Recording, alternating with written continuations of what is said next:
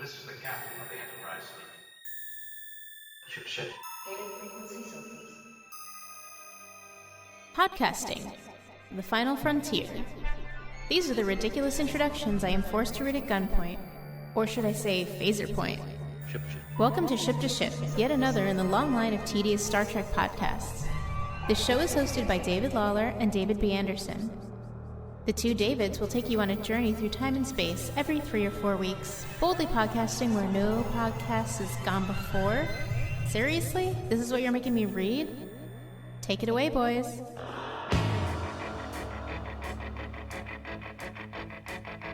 It's astounding. Time is fleeting. Madness takes its toll. But listen closely. Not for very much longer. I've got to keep control. I remember doing the time war, drinking those moments when the blackness would hit me and the void would be calling. Let's do the time war again. Let's do the time war again. All right, and here we are again with another episode of Ship to Ship, a Star Trek podcast talking about time travel and time travel-related stuff. And this is a movie now, and it is next on our list of movies to review because the last one we did for the original series was Star Trek 3. Yeah. And if you remember, this is the end of a trilogy, right? It is. It's like a trilogy I guess we could count all the original cast movies with all of them as there's 6 of those, but then there's like a little spillover into Generations. So I guess 6 movies? Call it 6.5. 6.5? All right. Just because you know, we had Shatner, we had Doohan, we had Chekhov, Could we and say we had Sulu's daughter. 6 3/4 if you count the new Star Trek movie because it doesn't have old Spock in it? Well, no, you'd have to go. No. See, the thing about it is, it's a different situation that I can't get into it. It's going to take forever to unravel the logic of how they had Zachary Quinto and Leonard Nimoy, but because obviously somebody had some facial reconstruction going. Well, I mean, if anybody's going to play, I was always like, as soon as I saw Quinto, I was like, if they ever do some sort of Star Trek reboot, he has to play Spock, and not just like his appearance, but somehow he got the essence of Leonard Nimoy and Spock. And I don't know. I did enjoy Ethan Peck. I thought Ethan Peck was a fun. He was good too, yeah. And he's also probably the best looking of all of them. Yes, he looks great. I mean, I looked at him and I almost went gay. I thought, ooh. Jesus Christ. Let me tell you, I got Takei on him. Ooh, you know what? I'll have some thoughts on Takei in this movie about how he was able to do things. To lead off, Star Trek 4 is the movie that even people who weren't Star Trek fans went to go see. Mm-hmm. I saw this movie with the first time I saw the movie was with my friend Jeremy and his family. They just took me along because my mom had to work. This was the big Christmas. Actually, came out around Thanksgiving. Actually, in November '86. This was around the time Paramount could not release a hit. This was like the hit time for Paramount. Every movie. Yeah. They had like the Midas touch when it came to. And this came out, and I didn't actually see it until my birthday, which is December 9th, because it plays in the theater. Movies used to play in the theater for a long time. I saw it in 70. They did. This movie was out. This movie was well into January. It was still January, February of '87. I actually remember a radio commercial for a new movie theater complex that was opening up, this was in June. This was like a second, third tier movie theater. It was like finally right before it would come out on video, but it was out like in June. It was still out. Mm-hmm. I remember. It was it was a big hit, and this is the movie that launched the Next Generation. It was on the success, even though Roddenberry had nothing to do practically with this movie, but he used it because he parlayed the success of it into this incredible contract that shows started to get with syndication. They just had to slap his name on it because people thought, there was a perception that this was his thing. And also, Roddenberry is on a big money grab for him. He got like millions of dollars. Well, good just for him. Sort And of good for his trading in. family. Well, I mean, the thing is, he kind of pissed away a lot of his money, and he lost a lot of his money to his wife, his ex-wife, in a divorce. So he lost everything. The only thing he had left was merchandising, which he gave as a gift, basically, to Majel.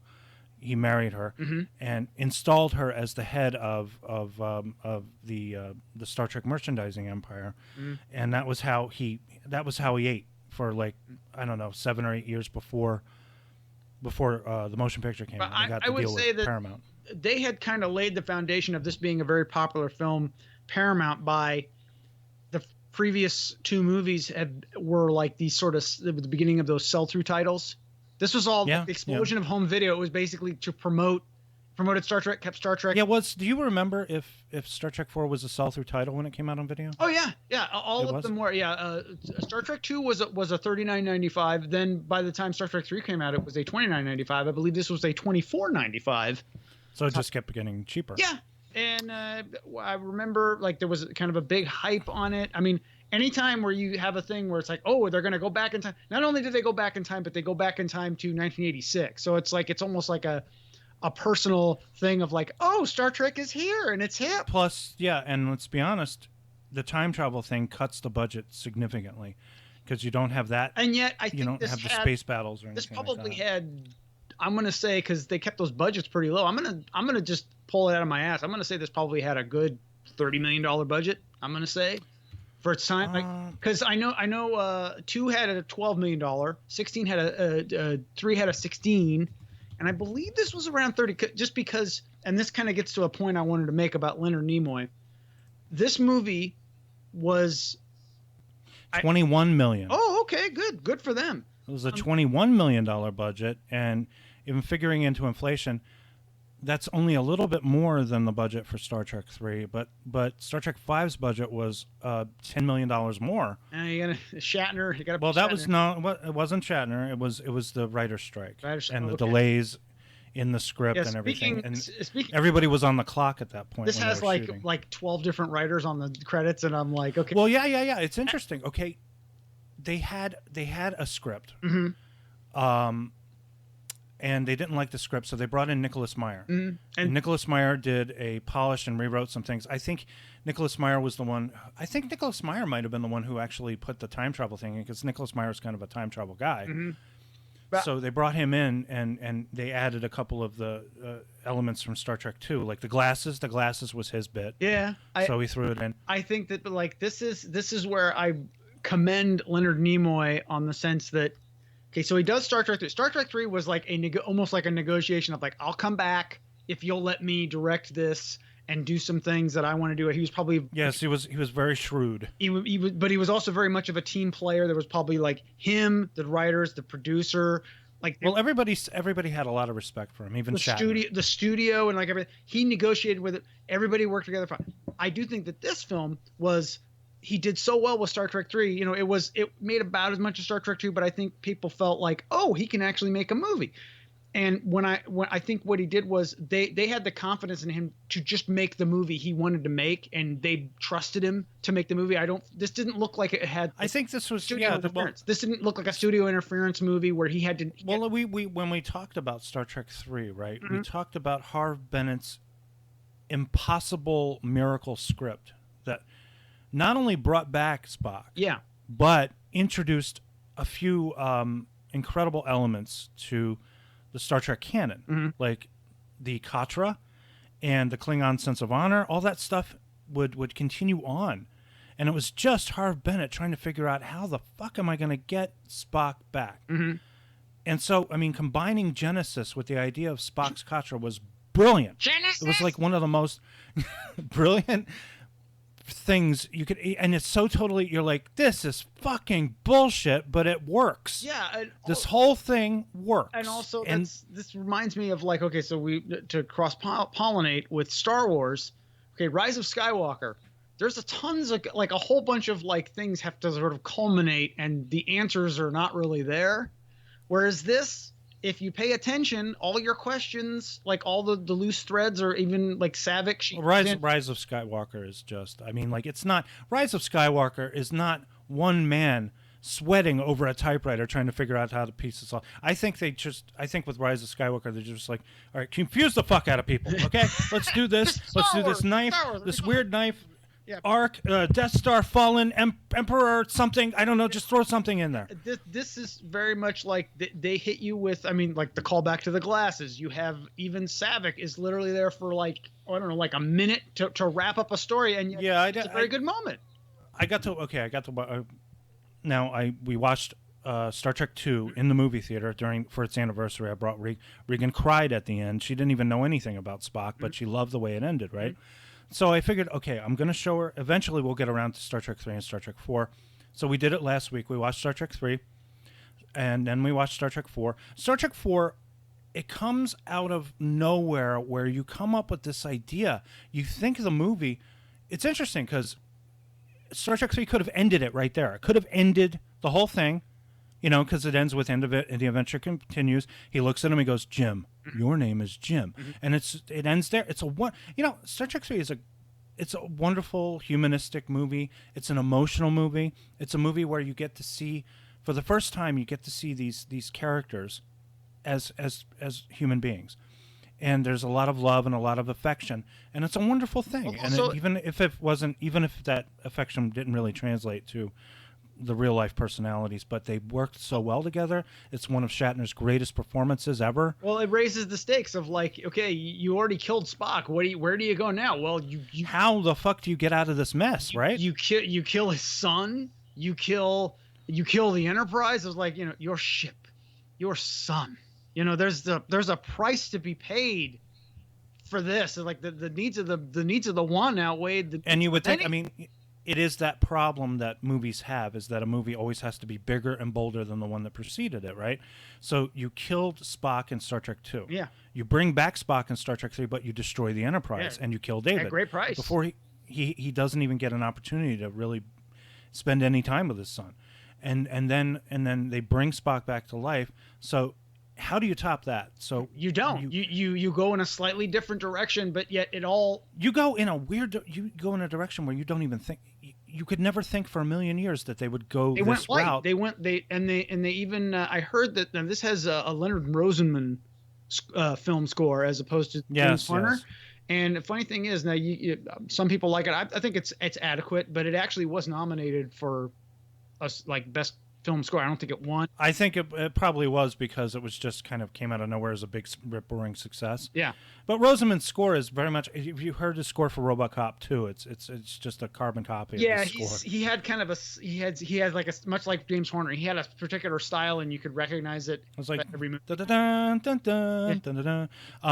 Rosamund was a classical music conductor, and he had worked before I had seen like his name and titles. I believe he worked for Stanley Kubrick on Barry Lyndon, and he's very temperamental. And Stanley Kubrick would be standing over his shoulder as he was conducting and criticize the performance, and he tried to strangle Stanley Kubrick. He turned around, he dropped his conducting wand and tried to strangle him, and he had to be taken. From what I understand, he suffered a near heart attack dealing with Stanley Kubrick on Barry Lyndon, that he had to be shuttled between the hospital and the studio. They would have to take him from the studio to the hospital, check his heart, take him back to the studio. I mean, like he was very temperamental. He was just a very temperamental, emotional musician type. It's amazing that, I mean, like maybe Nimoy, maybe Nimoy has this certain charm because he was able to do so much. I think I think he wanted him for Star Trek 3, but that was one of those things where he was working with the studio and they said, no, we want James to come in. I think it would have been a mistake because James Horner's score for 2 and 3, they're great scores. Even though they're very similar, they tie the movies together. You need to have them tied together. You can't just go completely with a different. You can have a different score for this because the tone is so different. This is like very. It's got a kind of, I don't know what. It has that kind of sense of adventure. It has that fantasy, but it also has some goofy shit. Yeah. Like the whole rescue of Chekhov. But let's get into the plot. Okay. This takes place like a few months after. Yeah. Third month of their Vulcan exile. Third month of our Vulcan exile. Yeah. And they're still stuck on Vulcan. They all agree. to go back and face the music and turn themselves in, and Nimoy decides to go with them, even though he doesn't really have to. He's not really responsible. Also, there's another thing.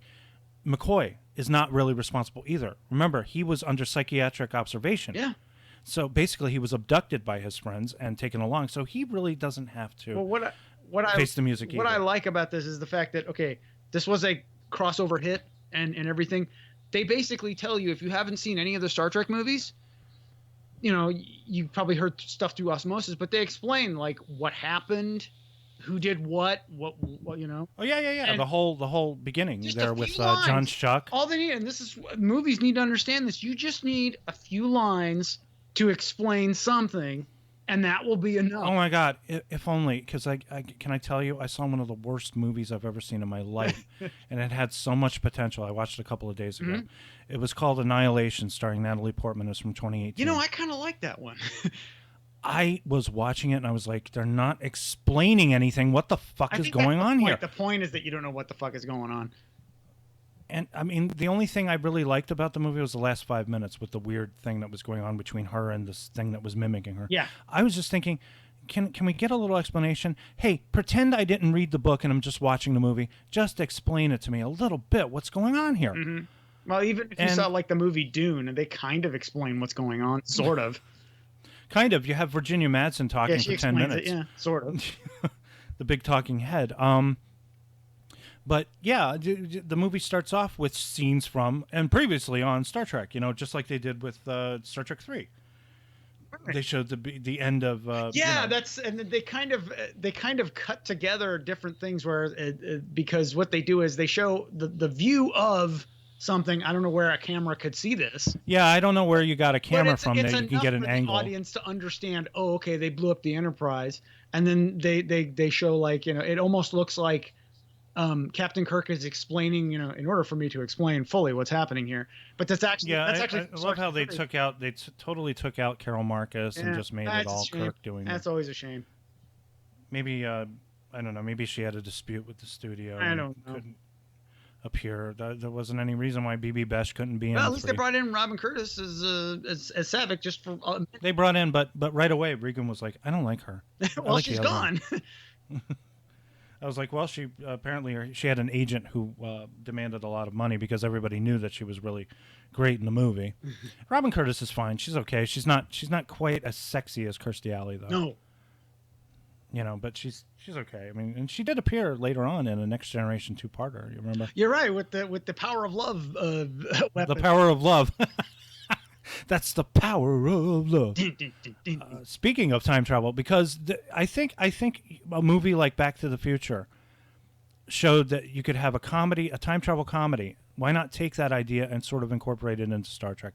It's not the most original idea, but they do a good job. It was also the idea of bringing Star Trek into the present time, because again, in the 80s. I think even in the 80s, we were like, this is the 80s. This is awesome. Everything was awesome. In the 80s, we're like, we love the 80s. In the 80s, we love the 80s. So it's like, looking back, yeah. If we can find. But we were living, you and I were living in that time. Oh, man, that was when we were kids at that time. You know, the thing is, I just don't think it was that different. The only things that are different, I guess, are computers, are much more a part of our lives these days. Cell phones. They did have a computer. They had a Macintosh in the movie. Hello, right? computer. And also, I mean, like cellular telephone technology. It was the beginning of bigger you had TVs. That brick, probably then. If you were lucky, you had that brick. Yeah, I think you actually had the thing you carried around like a fucking like a military radio. That was before we even had all the networks. And according to like my father-in-law, he had a car phone back in the 80s, and it was incredibly expensive. Yeah, it would be like part, like you could have like a phone, but it would be like part of the car. It was like a radio or something, and you had this antenna, and yeah. So what happens is this fucking this is very similar to Star Trek: The Motion Picture, and there's even a couple of cues from Star Trek: The Motion Picture that wind up in the Voyage Home. You have an unknown alien probe. Yeah, it's possibly going to destroy Earth. Even somebody says, there's even a line of dialogue that Sarek says that Kirk said in Motion Picture, where they were like, he says it is difficult to answer when one does not understand the question, and that's exactly what Kirk said in the Motion Picture. Oh, now He says it wants an answer, and he says an answer. Well, I don't know the question. Remember, at the beginning, Spock is sort of having his re-education, and his mom comes in from the show. This is like a lot of callbacks from the show.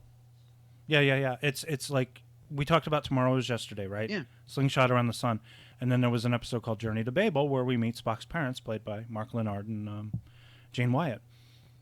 And it's a nice little nod. It's a nice little respectful thing. And also, you got Majel Barrett in the movie, and you have Grace Lee Whitney in the movie. They do almost nothing in this one. They're just sort of concerned on. Yeah, they're there, and it's like you can kind of see. This is where like the budget. I guess it was 21 million because you see that budget. That is a very Star Trek looking set, like of the Starfleet command or something. Well, there's some really they have some good. There's some good production design in there, and I think Don Peterman, who shot it, really knew how to light. So he made everything dark so that you couldn't see the paint job, for the most part. At the beginning, let's see. At the beginning, you have. I could swear the guy that's when the probe is going through, the Indian dude. I could swear that's the guy. That's the guy that played like the helper guy in Octopussy. VJ. He's like a. Yes, it was. It was. Yeah. Because I mentioned that. I was like, I've seen this guy before. Where have I seen him?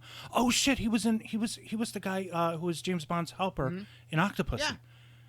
I thought that was him. He had a little chunk of time when he was actually like acting. He was a tennis player. We are he was a very popular. losing power. Yeah, we're losing. We are dying. He's not even looking in the camera. There's so you have this probe, and it's like a big long pipe with a kind of like a glowing orb coming out of it, and it's going, and I don't know. Okay, they're on their way. Okay, that's why this whole thing is like a left turn. Because you were expecting initially Star Trek 4 to be about them going back, facing the music, having to maybe some controversy with Starfleet. You never for a million years would assume they're on their way back, but they're not being affected by this because they still have power, and this thing is attacking mainly around Earth. It's destroying space docks, destroying all the ships around it, and they're like getting ready to they're going to cuff us, they're going to put us in jail, we're going to have a court martial. Meanwhile, this shit you get the distress call from the president of the Federation, right? Yeah. And he's like, a probe of unbelievable destructive power. Well, that's actually... Yeah, and I honestly, he's not the president in Star Trek 6, and I'm like, if anything... Yeah, it's Kurtwood Smith, the guy who puts Red Foreman from that 70s show. Yeah, I would think if anything can keep you in office, it's the fact that you saved the planet. And you still can... It's a Winston Churchill moment where it's like, shit, I can't even get reelected after this? Yeah, I know. I'm just saying. So they pick up the distress call, and Kirk is like, what the fuck? This almost sounds like a screenplay in a movie. It's like we just gotten this message, this distress signal. What are we going to do? Okay, well, you know what we're going to do? God damn it, I'm Jim Kirk. This is a crew. Yeah, we're on a Klingon ship. We don't know how to run it, but we're going to save the Earth. Yeah. And I want to say, like, that there's some balls right there. Like, even with the poster is it's Star Trek, but there's no picture of the Enterprise in there anywhere. On the poster, it's them in the Klingon ship. They just assume you know what's going on. They're like, we're all in on this together. We know what happened in the last movie because you would. I mean, fuck it. What are they going to do? They can't just go and land on Earth and be in the middle of this. No. And he says a great line. It's a great line. It's kind of cheesy, but it's a great line, where he said something like, "Our own world is waiting for us to save it," and I'm just like, that is such a Kirk. Well, yeah, he's Kirk. Yeah, he's got big dick energy. Yeah. And that's, I mean, you can't get anybody other than Shatner to deliver that kind of line and make it sound legit. And his performance in this, it's more fun. It's really, actually, his performance is fantastic because he's so frazzled sometimes, but then sometimes he's trying to play charming, and then other times he just gets pissed off. It's wonderful. It's like he's hilarious, and he knows. I think it's Nimoy. He knows what people want, and he's not up his own ass, and he's not like totally. And he doesn't mind being the butt of a joke either. No. That's another thing. And him and Nimoy, like this is kind of like, because Nimoy did this and then he did 3 Men and a Baby. This is kind of like his two, and then he went into all serious and everything. But he did. Well, he did. He did. He's great with comedy. He's a great comedian director. He knows how to do comedy. He did a serious movie with Diane Keaton called The Good Mother, I think it was. And then, but he also did another one with Patricia Arquette called Holy Matrimony, which was also kind of funny. It was a funny movie about a girl who hides with a bunch of Amish people. Joseph Gordon-Levitt's in that, I believe. I believe, yes. So they decide, okay, hey, remember that time that we did the slingshot around the sun and we accidentally wound up in Earth in the 1960s and that asshole captain tried to kill us all because he was going to go home and McCoy is looking at him like, no, no, no, no. He's like, what do you propose? Well, first Spock makes the connection. He says, well, no. Actually, Kirk first. He says, it's directed at the oceans. Okay, Uhura, can you make this? Let us know what this sounds like underwater. So she fiddles with the instruments. She puts it through the sound editing filter or whatever, and does an underwater thing. And Spock raises his eyebrow. He goes and he matches the song. I don't understand how a Klingon ship would have records of this. I was extinct the same animals. Question of how I'm gonna guess maybe there's some sort of like internet kind of thing where they could because they know maybe they know the passwords to get into like the Starfleet command or something. So they managed to kind of like hack their way into Starfleet database. Actually, when he says like we would just be responding in gibberish if we just played it back. No, you wouldn't. Yeah, it would be just like, you could literally take like a couple of minutes to figure it out on a computer, figure out the language and respond in that language. You wouldn't have to. But then you wouldn't have a movie. That does leave open a problem that the probe might be, hey, wait a minute, you're trying to play a trick on me. Well, I want to talk to real whales. I don't want to talk to your computer. It's not like they took the whales up at the end. They just wanted to talk to them. I just want to talk. Just what was it? It's like, okay, we better have our whales here so that we can talk to them. Otherwise, we're going to destroy our planet. And they weren't just destroying the planet; they were like sucking up all the energy and resources from it. They were looking for it. They were. I think they were trying to find the whale. You think that they were like trying to drain the swamp, as it were. Look, when you're looking for something, where is it? Where is it? Where is it? Yeah, and then the whales won't be able to live if they did that. So they come up. Spock said. Well, McCoy is like, you just said there are no whales except on Earth in the past. And he says, yes, Doctor, that's exactly what I said. He says, well, and then he points at him. He says, now just a damn minute. Yeah. And then Kirk is like, all right, start your computations for time warp. So they do the slingshot around the sun. I don't know how they managed to pull it off, but they wind up at Earth in 1986. Well, by then they've done it a few times. They know the calculations that they can go back now. They're just trying to... Oh, we get the trippy scene. Yeah, remember? The trippy scene. And this is where it's like this is a director's film. This is an artistic vision when you see this, cuz like I'm sure they just said, "You know what? We trust you. Go make a movie. We know it'll be a hit. We like all these things you're giving us, this time travel, like they, cuz they run this through marketing of like time travel, check. Star Trek, check. Time travel and comedy. And comedy, check. Like, we know this will be a huge hit. When like they probably also looked at the video sales and were like, we got a hit. We know we got a hit. These tapes are selling like hotcakes. It's interesting. Don't you think Starfleet thought Kirk lost his mind when he's like sending a message? He's going, we're going to attempt time travel. Well, at this point, they're like, okay. Fine, good luck. Go with God and all that. One of those aliens. Don't take any wooden nickels. One of those aliens is the Hills Have Eyes guy. He's like Michael Berryman. Yeah, he's in alien makeup. I'm like. There's also Brock Peters, who would later appear in Star Trek. Brock Peters and John Schuck. Brock Peters, and he also plays Ben Sisko's dad in Deep Space Nine. They got the voice. He's got the voice.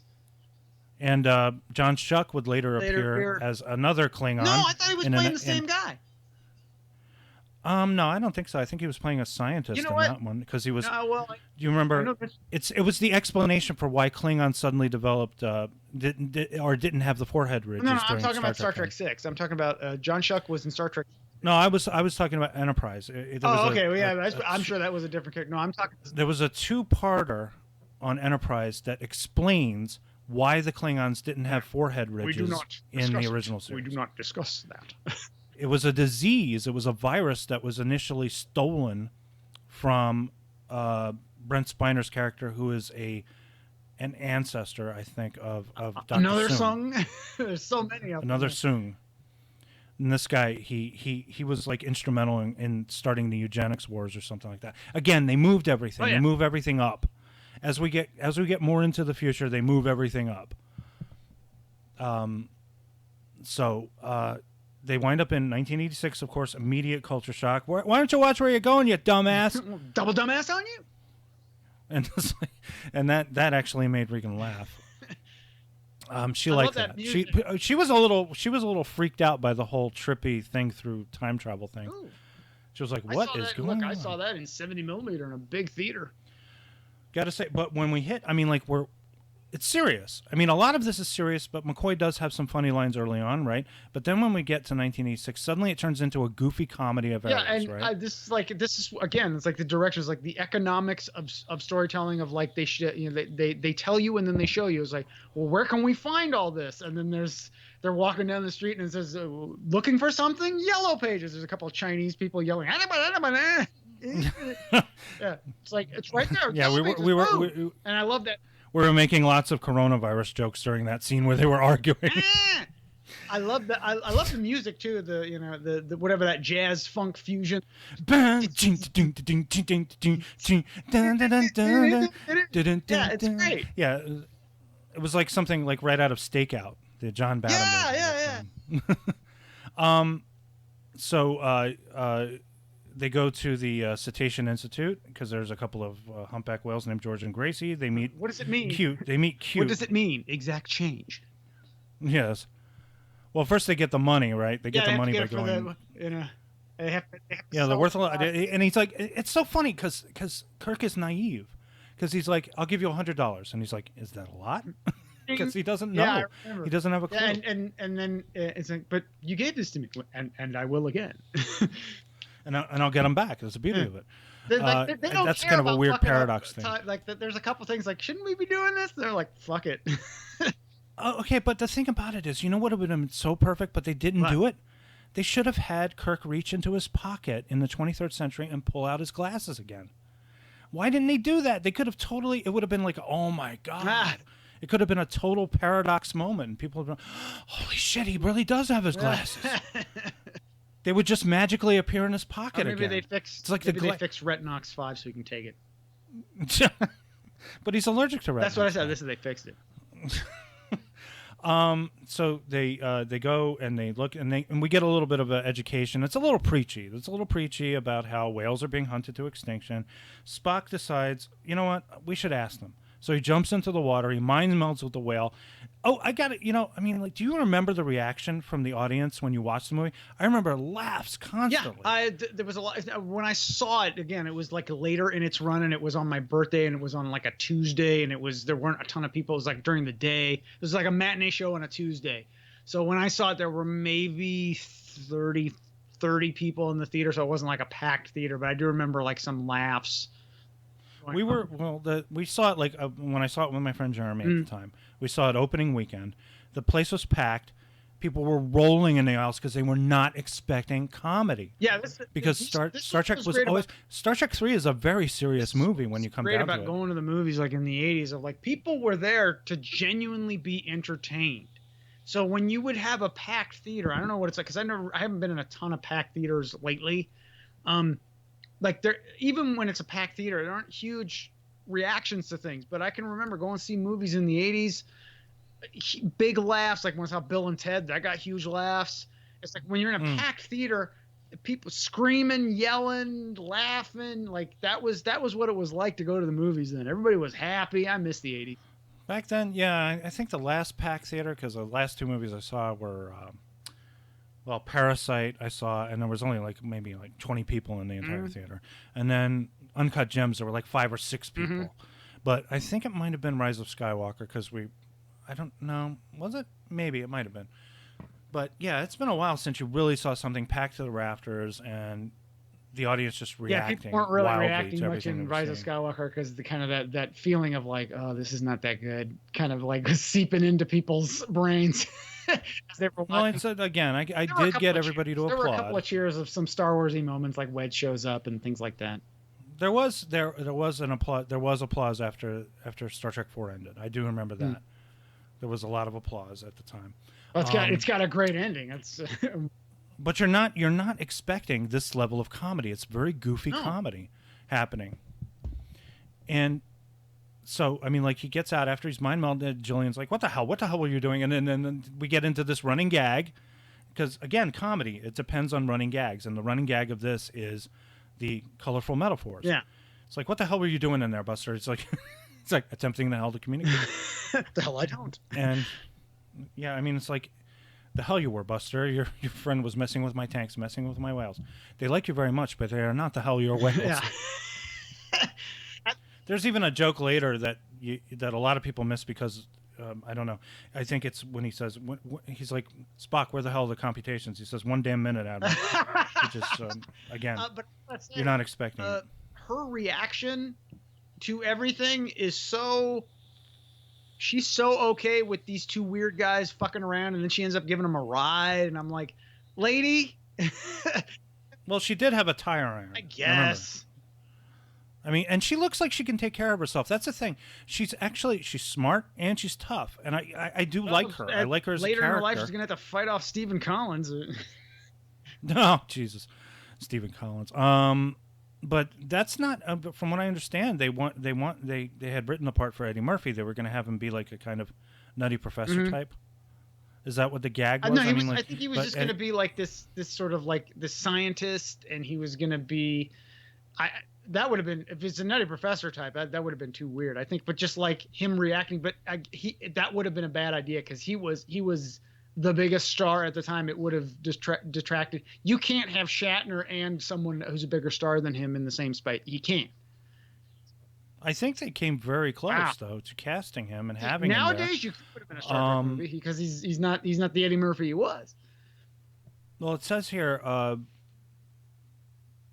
they wanted, because he was a Star Trek fan, so he was very interested in possibly playing a part, but he didn't like the part because I guess maybe he didn't want to play a whale biologist or something like that.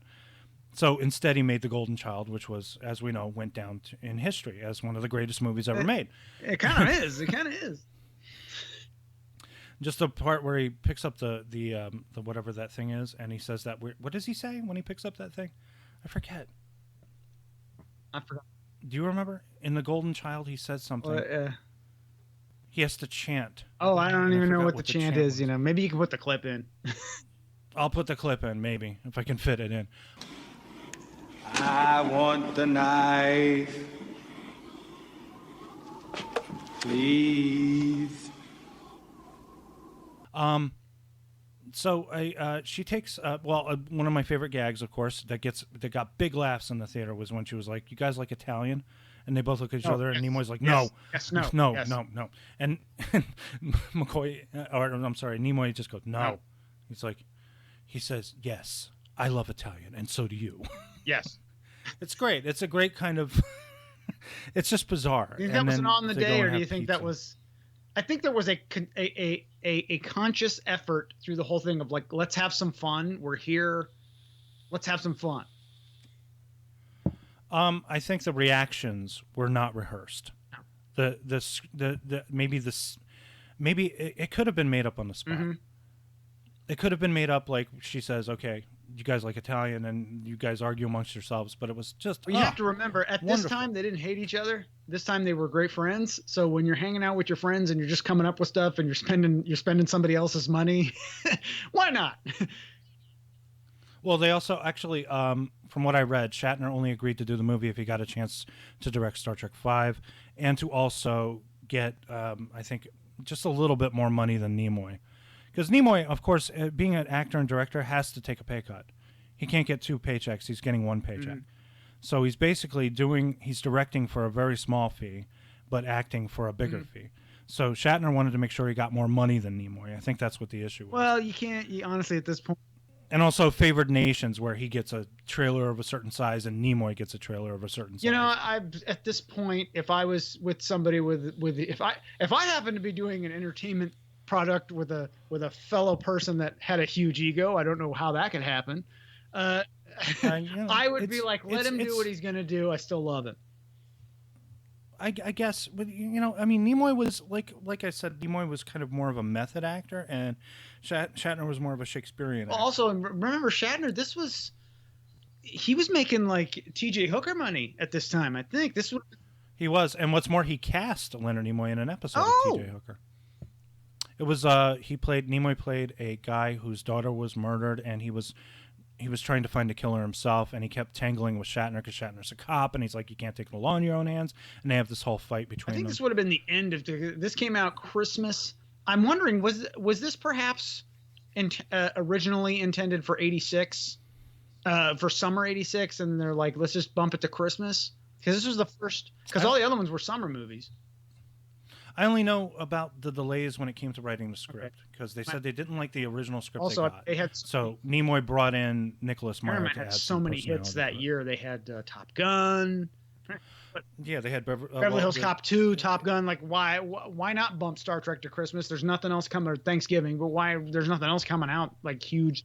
Yeah. Like you said, this was back in the days when Paramount, everything they touched turned to gold. They were just.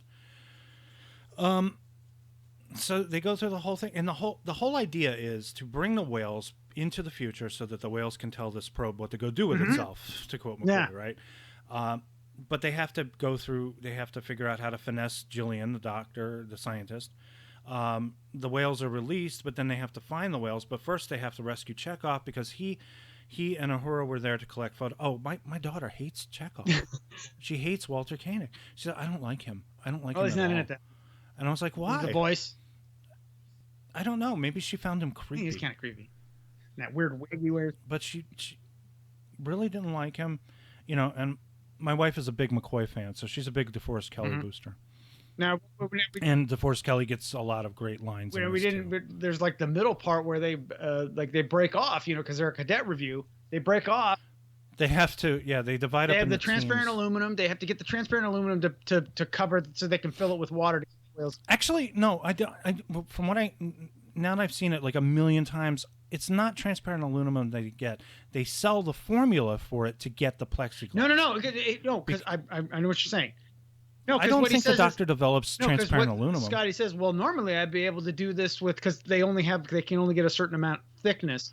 We'll have to find the 20th century equivalent.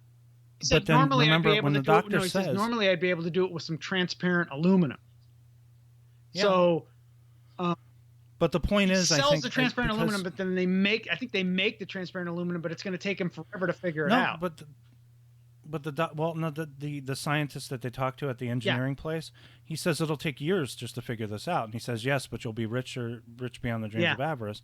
I think what they just got was 6 inches of Well, when I plexiglass. They could actually just looked fit. at the glass, it looked like it was thin. Now that was another the plot point that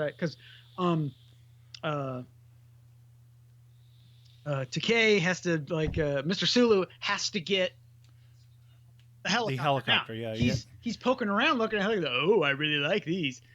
With a very strong, capable black man there. It could be Avery Brooks. We don't know.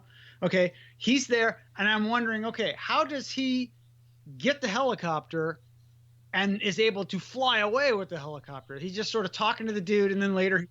Yeah, they kind of. Yeah, I think blow him? maybe that's a deleted scene. I mean, He blew him. I That's do what have happened. He blew him. He went out and scrambles, blew him, and Okay. he got the helicopter. See, we were having fun, and then you had to get all saucy. It's San Francisco. He was born there. I was born there, but I do remember there was a deleted bit. Unfortunately, they had to delete a lot because this is a longer movie than most, right?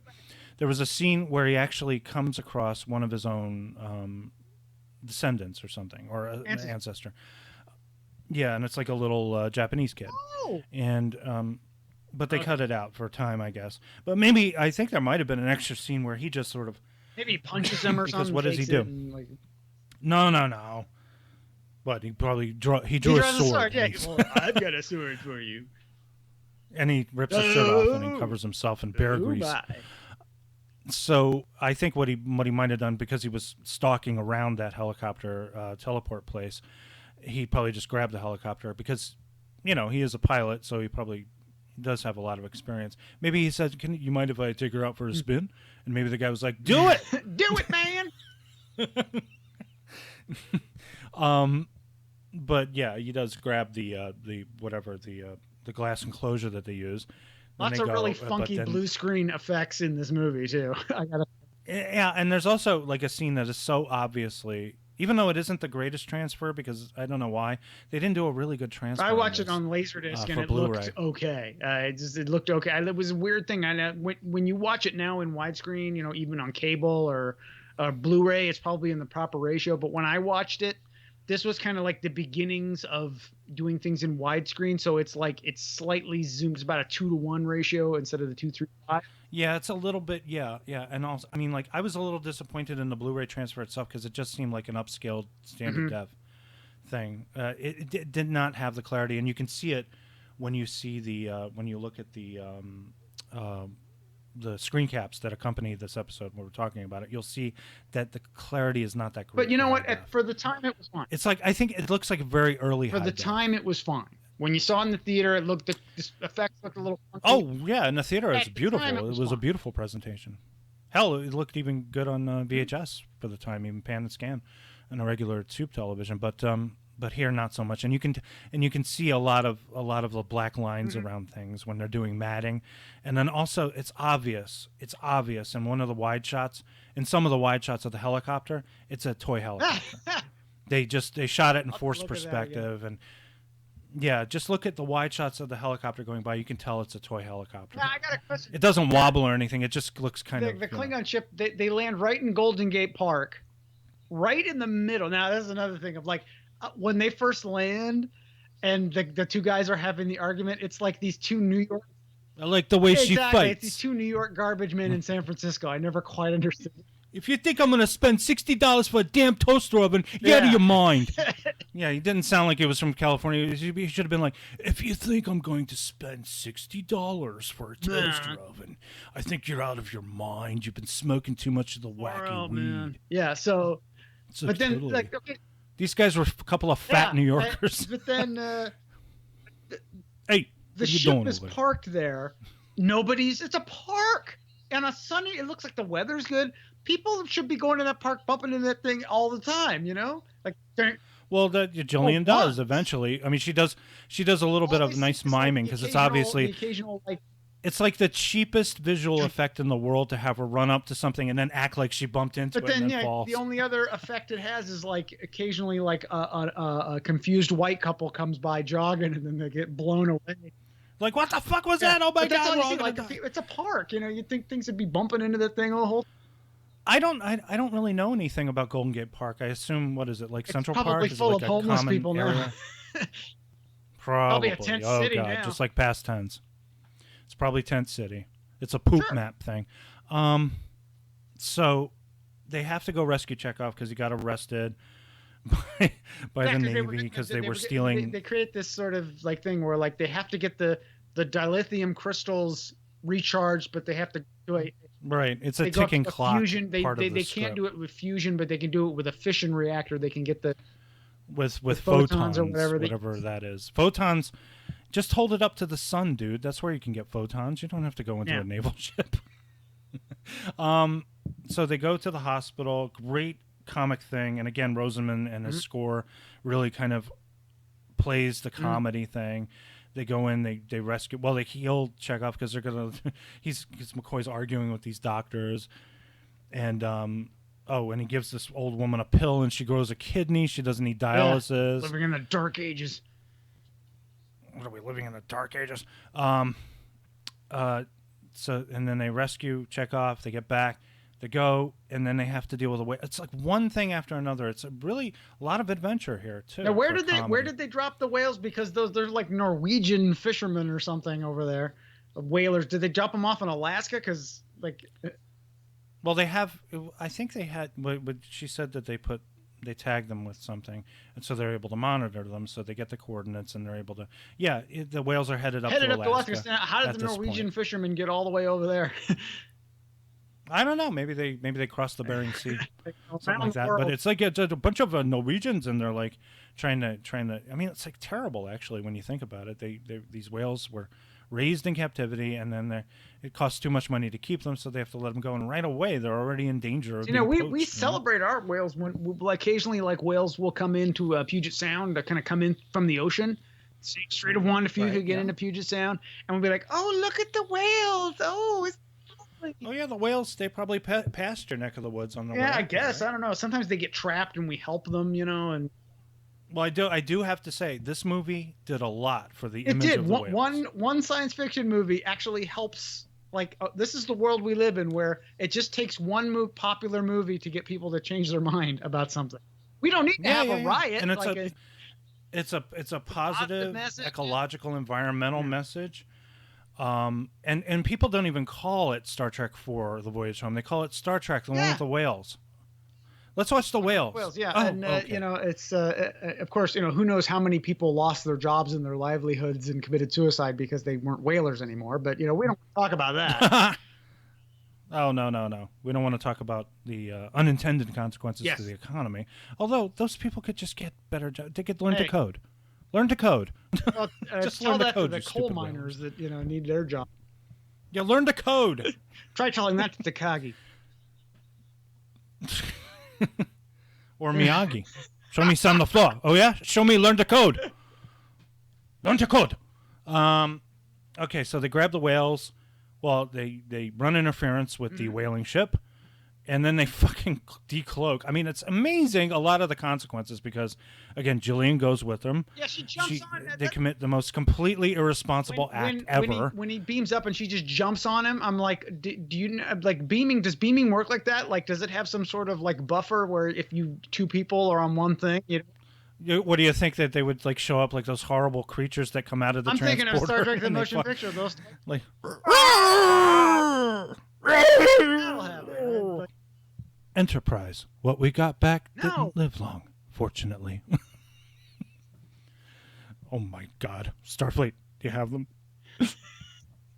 Yeah, it would be some horrible mutation, some horrible Jeff Goldblum mutation of Kirk and Jillian. So she comes along with them. I would say that whatever it was, they scienced the explanation probably. Hey, wait a minute, Kirk gained a whole bunch of weight, and now he's half woman. Okay, so she bullshits her way into it. She's like, "Who do you know that knows anything about whales in the 23rd century?" And he's like, "Okay, all right, fine." So they do the slingshot around the sun. They wind up back and they crash land into the Pacific Basin. Yeah, in a shot that they used in every trailer and every commercial where the bird of prey is going through because it's like the money shot. It's like, we spent all this money on this shot, you're gonna use it. Yeah, it's for the time, it's actually really good visual effects. It is. Like I said, there's some matting issues, but otherwise, they have the close-ups. They've got this enormous pool in the back lot at Paramount where they shot all the closer shots of them on the head of this thing, which looks a little too small to be the bridge. I mean, like when they're on the you're outside right, because of it, the bridge, they just look like, I could be, is the bridge is a lot bigger on the inside. It's like the TARDIS okay, or now, something. Isn't that front part, isn't that actually like the gun, and then like the bridge is actually kind of in the middle? I always assumed that the bridge was somewhere inside it or on top part, of it. That front part with the But gun. it still looks too small to comfortably house like a crew of 10 people maybe, or 7 people, something like that. But what are you going to do? I want to bring up another continuity that they never brought up. Where's John Larroquette? Oh yeah, I do not deserve to live. Well, fine, I'll kill you later. Still be there somewhere. They didn't. No, maybe he's being tortured by Vulcans I don't right know. now. Well, they never. It's true. Yeah. We're going to. It would have been a beat great you, idea to logically. have just a little scene. Although I think it probably just. He's the only one who lived. I think it just came down to at that time he was on night court. He was on night court. He was probably just too busy of like, no one will remember. Or I'll do it for $500,000. Yeah. For 30 seconds of screen time, and I'm like, "Fuck you, John. Fuck you very much." Even though he was memorable. Summer rental, God goddammit. You know that Kirk was probably trying on Krug's outfit. He was like, he's like, "I am a commander of a Klingon vessel." Oh, wait, he couldn't because he knocked him into the lava. How could he? Well, I assume he's got wardrobe. No, they just the Klingons. They never bathe, and they never bathe. They don't care. I've never trusted Klingons. I never will. So then we go. They let the whales loose. Kirk once again plays hero, rescues Scotty and Jillian from the lower deck, from the cargo bay, gets them out, gets the whales out. We see that Shatner has a wonderful hairpiece that is apparently resistant to water. Yeah, it's fantastic. You can even see the weaving in Much there, like, and it's really much just a like fine job. if you want to go back, I mean, we were watching James Bond movies. Connery's hairpiece in Thunderball that doesn't move either.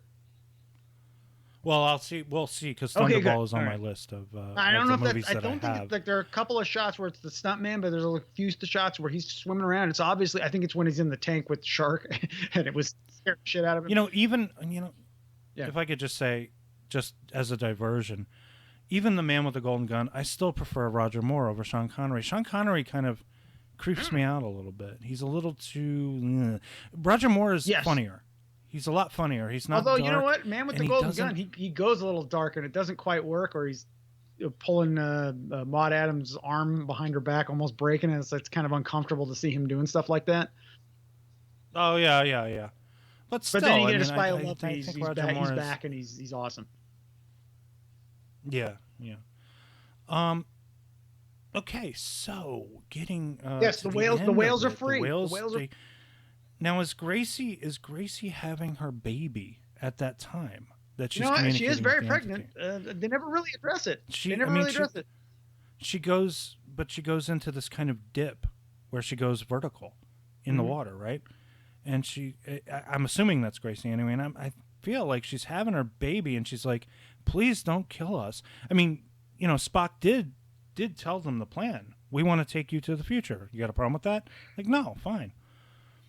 We're gonna die here. Well, if they, there's keep that shot, us around. like at the end when they're like another crappy blue screen shot where they're kind of like you see the whales in the water, kind of like as the shuttle comes at you, and it goes back into the surround sound channels because you have good sound. You see the live footage, and then you see this. I think you just see two. I think you just see two. I don't think you see the baby.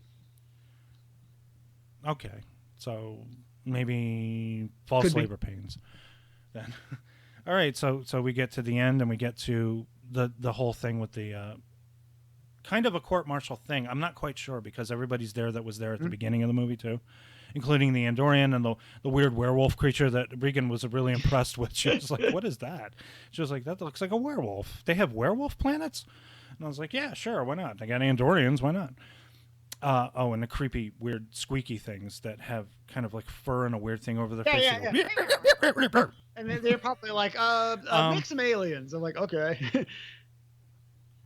So like I say, the only people culpable for any of this would have to be just Kirk, possibly Sulu, for beating the crap out of that guy. Don't call me tiny. And Chekhov doesn't do anything. He just goes onto the ship. And Scotty, all of them are accessories. And look, Scotty definitely for messing up the That's Excelsior. another thing. It's like at least they reference like fucking up the Excelsior and that whole. He put sugar in their gas tank. When they say sabotaging, he has a look on his face like. Oh shit! Yeah. That was me. I know it. That was me. And even Spock, because like these are. Uhura does pull a gun on Mr. Adventure, but Spock joins basically to beam them over. Like, I'm here for my friends. I would stand with my shipmates, and the thing, he's not really responsible, and neither is McCoy, because McCoy they kind of basically abduct him, even though he goes along willfully because who wants to be trapped in the Federation? That's not very damn funny. Yes, I hear he's pretty as a nutcake. 2 minutes. So they drop all the charges, but they keep the most important one, which makes sense. But they again, Kirk never wanted to be Admiral. They demote him, and he always wanted to be a your captain. Punishment is we're going to give you exactly what you want, and we're going to give you your own ship. Yeah, that's why they snicker. They're like, "Oh, he wanted this. It's He didn't want to be writing a goddamn computer console." Probably one of the great surprises of because this was before the internet, before stuff could get leaked. And so they're like, "Oh, we're going to get a ship," and then we'll get a freighter. And first you see the Excelsior, and you're like, "Oh, they're going to get the Excelsior," and then the music, and then it would have been. I think maybe it would have been wrong, even though we did see a marked change from Enterprise D to Enterprise E. Enterprise E was much more streamlined, and it looked a lot more like Excelsior than it did the original big fat this was, Enterprise if I'm not D. mistaken, the Enterprise is like a Constitution class, I believe. And they Yeah. basically, Well, it was Constitution class in the TV show, and then it got its own class. It was called the okay, Enterprise well then it would class be for the then movies. in this case when it would be got an the Enterprise class. And they basically just took for the longest time. I'm like, well, how did they have time to build another ship? It's like, no, they just took another ship that they'd already built and slapped And a new designation on. And it slapped says Enterprise on it and put an A there. A. Oh, I get it. So it's a kind of a new Enterprise, except not, because as we know in Star Trek V, it's Yeah. a piece of shit that can't get anywhere because that's part of the humor of the show. The humor of the new movie is that this ship Yeah, can't you want do to talk anything. about like spending money. I mean, they literally built that whole set just for that one scene at the end. I'm Just wondering for the if they one took a leftover scene, set but from they did- another Star Trek movie and then maybe like change the lighting on it. That would be my guess. I don't know if They did well. Yeah, I didn't like the way it was lit when they Well, get it's on the brand new. board. It's They're to on show the that bridge. it's brand and it's new. like, let's see what she's got. But it was like the paint job was not that great. I didn't like it, but they changed it a little bit for Star Trek V. They added a new coat of paint, gave it a couple of highlights, but then they changed it really. They made it look really good for And Star you Trek gotta, 6. and I want to guess like the time between Star Trek V and Star Trek 6. First of all, like Shatner, he looks like he gains about 50 pounds between those. And he also looks. He Yeah, looks they 10 gave him. years I think older, it's different too. hair. It's a different hair. They got gray. He has gray hair. I mean, he didn't have gray hair in Star Trek V. Well, I'm He sure got a he did, haircut. but it's, it's the wig. You But But they kind of made him look old. And Kelly, the Force Kelly looked really old and really thin. He looked really sick. But this movie was like that ending. They literally, it was a surprise because you're like, well, there's no surprise. It was a great- yeah, because this was like the first Star Trek movie where we didn't have an Enterprise So the until very, so it's like end. we still get one. We didn't get one, but like least you we would got think that, like yeah. today they would literally have maybe put that in the trailer and shown the Enterprise or something like, or maybe on the poster or something. I wonder, do you think that maybe that last part with the Enterprise A, do you think that they added that after they had finished like a working cut? Maybe Paramount said, "Hey, this is going to be good. Here's a couple extra bucks to put a nice cap on the end of it." Do think they I did would that? think in the process of writing it, they would have come up with, we got a great, because it's almost like the whole movie is like a long joke. Because I feel like that last bit Yeah, was well, I icing feel on like cake, the whole basically. thing is, it's a long joke, and that's the punchline. It's like, that's what I feel like in a good way. But I mean, it's like you have this buildup of like you've resolved your story, and then that's your capper of like, it's genius. It's genius. And like sometimes and this happens with me. Like, of course, I've written stuff that I've never actually written where it's like I come up with ideas. It's like you will come up with an ending. They have a couple ideas and an ending, and then you have to fill in the middle. And I think that ending is so almost perfect that it almost like is something that maybe they came up with that one first. Like, we're going to end it where they have this adventure, and then at the end they get another Enterprise or something. Well, that's quite possible because a lot of times when you're writing a script, you are thinking about your ending first. How do we get to that point? But this movie has a couple of endings, though. It has the ending where they save Earth. It has the ending where Kirk is demoted, and then it has the ending where they get the Enterprise. So it's like three endings, all wrapped up in the one. Final thoughts on this one. Again, crowd pleaser, loved it. It opened the door for Gene Roddenberry to bring back Star Trek to the small screen. By basically saying, hey, I created this, even though it had nothing to do with this movie, and it was really popular. I was executive consultant. They sent me a script, and I told them, well, this sucks, this sucks, this sucks. And they didn't take any of my suggestions, which is what usually they did. But it paved the way for the next generation, Deep Space Nine, Voyager, Enterprise, this incredible streak of success and franchise success for how many years? For Well, don't forget, 18 years, I believe. Don't forget Or was it Discovery 15 and years? Picard too. The great shows. Well, I'm not. Maybe Short tracks. Oh, and, God, it's so hard. It's so hard to talk about these Star Trek movies. They managed. Okay, the success. See, this is the problem that I had with the Next Generation movies, because Star Trek was largely dependent on Kirk, Spock, and McCoy. Mostly Kirk as a kind of hero, it transitioned a lot easier to movies than Next Generation did, because they tried to do the same thing with Picard in those movies. Picard was and it never didn't like work a big 'cause hero. Picard is hero. not Kirk. He's not. he's not. They had him, you know, with his bare muscular shoulders, with a phaser gun in his hand. It kind of works. You know, that's not what works Picard in- does. Picard It is kind of a works in diplomat. the next one we'll be doing, which is First Contact. It kind of works because he's so pissed because off. He's I like think he's ready Frakes- to do battle with something in his own sort of inner demon. So of course he's like out there just all pissed off and ripped and angry. I think that Jonathan Frakes, Rick Berman, those guys, Brandon Braga, took a look at what made 2, 3, and 4 so special. It's because mainly in 3 and 4, Nimoy is able to give each character something to do and give them a standout moment. Chekhov, nuclear vessels. The nuclear vessels, right?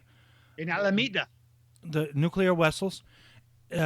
James Doohan with Hello Computer. You know, little things. Give them little things to do. Give them their own tasks and give them a moment to shine. Unfortunately, it's kind of missing in Star Trek V a little bit. I mean, like, Shatner tries to take some cues from Nimoy. He gives a little bit of... He has, Cybok, you know, he has his whole brother thing. James Doohan... He has James Doohan run into a pipe. I know the ship like the back of my hand. He gives Chekhov a moment. He gives Sulu a moment. But it's not quite much like a lot of the episodes on the because- show. He's trying to say something really profound, but he doesn't quite get there. But you can kind of see he's trying. He's aiming for something. Well, yeah. Actually, and Star Trek V is the closest a movie would come to an actual. He's trying. TV He's not show. phoning it in. He's not being lazy. He's just not achieving his goal. He's busting his ass, and obviously, achieving very but little it's is what he's doing. And a lot of that could be attributed to Paramount. But a lot can be attributed to Shatner. So, final Star Trek thoughts on 4 for you? I came to this movie. I hadn't seen it in like forever. So I was just ready to sit down and be entertained. And I would say that I was. I probably enjoyed this more than I probably ever enjoyed it, actually. Maybe, again, as you get older, you just want to sit down and you want to have fun. And this... I want to remember what it was like really to be a did kid take me watching back. it. It took me back like to multiple places. It took me back to kind of my childhood and seeing it in the theater, where I was actually somewhat underwhelmed at the time. I remember saw it in the theater. I remember renting it on VHS and then enjoying it more. I remember that. I remember it being on Showtime a lot because it was one of those like Paramount exclusives on Showtime, so it was on there like almost every day. And then I'm watching it on my new setup and on Laserdisc and everything. So it's like I'm enjoying it on multiple levels, and just again watching it and sort of examining it and like the Leonard Nimoy and what he was trying to do and how it's pretty much a full artistic vision of what he was trying to do. And I'm remembering Star Trek 3 and what that was, and Star Trek 2 and what that was, and I really enjoyed this. Again, like the almost perfect ending that it has, where it's like they basically kind of fix everything. Like there's like movies that will almost like undo stuff that happened in previous movies. Yeah, again, it's a reset of like you could actually you could have finished it right could have there. ended You right didn't- there. You and wouldn't then need. but of 5 or course it 6. was so popular. It's like we can't. We have to have. They had to have a like 5, you're yes. thinking like what if this happened and then there was like a long stretch. Like what if you took this? What if instead of Next Generation you did a new series with them on that new Enterprise? That would have been interesting. Yeah, and then do that for a few years, then take a break, then do Star Trek 6. Like you could see that, like they're old and they're done and they want to be done, but no, we didn't get that. Yeah. Just it was a wonderful movie. A lot of humor, a lot of laughs, a lot of unexpected comedy. And a lot of the culture clash stuff. And it's next up, I guess, is Star Trek V. Once we get around to it, when we do it, that'll be a while from now. But the next episode we're going to be doing is the other time travel movie. Again, taking cues and realizing that you can, and there was some humor in that one too. It's Star Trek First Contact, which might possibly be the best one in the whole series, at least from my point of view. Because after that, Insurrection and Nemesis, I know you like Nemesis. Like I would a say, lot, for me, Nemesis is actually the best next gen movie, and maybe if we ever review it, I'll explain why and why this might not. You better. Why this isn't as good as some people think it is. I'll have some thoughts on that. I want to kind of like. I just remembered something now. There was going to be a 4th new Star Trek movie that at least they announced, and it was going to be a time travel movie, and it was going to be Are you the talking new about series this that new we series? recently experienced from the new 3 movies. There was going to be a time travel movie where Kirk was going to go back in time and actually meet his father, who was played by Chris Hemsworth, who plays Thor, and he played his father in the first Star Trek movie for like the first 5 minutes. And there was going to be a whole, and I was like, that's an interesting idea where you go back in time. Although, well, that's, I mean, like, you know, you don't lose anything when you start incorporating time travel stories into usually every time travel story, even in science fiction, is really fascinating. And so, like I said, it's one of the most popular devices. I mean, in they science did it fiction. in X-Men. I mean, hell, you want to talk about like fixing things. There was an X-Men movie called Days of Future Past. Basically, what Right, they I did remember was, it happens like in the way future. Then they go back in time to the 70s. A whole bunch of shit changes. Then Wolverine shows up back in, I guess, present day, where everything is different in the present day or whatever the new future is. Is that the one where James McAvoy Yes. plays Professor X? That's not First Class. It's the Okay, second right. one with it's like they have the old new cast and the new cast, and then they meet themselves in the 70s, and it has Patrick. Those are And so confusing. basically I what avoided them up until the What Wolverine happens movie and is, Logan. at the end of the whole experience, a whole bunch of shit that it was undone from like X-Men: The Last Stand that nobody liked. A whole bunch of bad things happened to people, and a whole bunch of people died, and a whole bunch of things happened to certain characters. All that is completely undone at the end. They basically So they reset the reset. whole thing, and you're left with this huge smile on your face, like, thank you, you fixed it, thank you. Now don't make any more. And then they did. And then they Fucked it up again. That's because everyone always says, this is the last one. And then suddenly it's like makes a 400 shit ton of million at the money box out of that. office. We're So- back. Okay. It's the Indiana next Jones last one. 6, Next audience last. 0. Yeah. All right. Well, on that note, let's wrap this one up. Thanks for listening. And we'll be back next time with Star Trek First Contact. And we'll continue this Maybe time we travel can all go back in odyssey. time to the 80s and fix our lives. Yeah. We'll be like yeah. that guy in the Napoleon Dynamite. I just want to go back. There was this girl I had a crush on. Her name was Susan Kreitzman. Susan, if you're out there, I love you, baby. Good night. Just where in the future the